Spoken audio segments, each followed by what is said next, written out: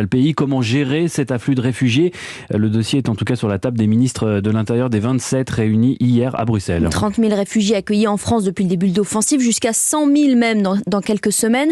Des réfugiés qui bénéficient d'un statut particulier pour faciliter notamment la recherche d'un emploi. À Lille, une entreprise d'informatique leur propose des CDI, des femmes pour la plupart qui vont devoir franchir un obstacle, la barrière de la langue. Notre correspondant Lionel Gougelot les a rencontrés pour Europe 1. Trouver du travail, c'était l'objectif d'Anna dès son arrivée en France. Et vendredi, elle a signé son CDI de développeuse informatique dans une agence de recrutement international. En Ukraine, je travaillais dans une entreprise informatique.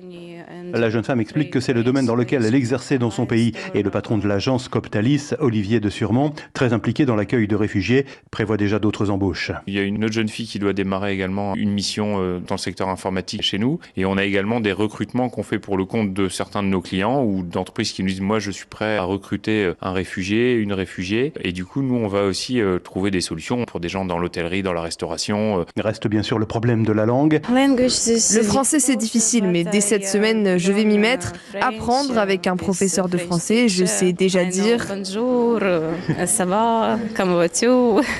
Et l'accueil en entreprise permettra à Anna de mieux supporter l'épreuve qu'elle traverse. Elle va pas être seule, elle va avoir des gens qui vont la comprendre, il y aura de l'empathie et elle se recrée une sorte de cocon. J'irai pas jusqu'à dire une famille, bon en tout cas des gens qui vont prendre soin d'elle, des futurs amis, et ça je pense c'est important pour s'insérer. Mais la jeune femme reste constamment connectée avec l'Ukraine et certains de ses proches qui ont fui la guerre et se sont réfugiés dans d'autres pays européens. Lille, Lionel Gougelot, Europe 1.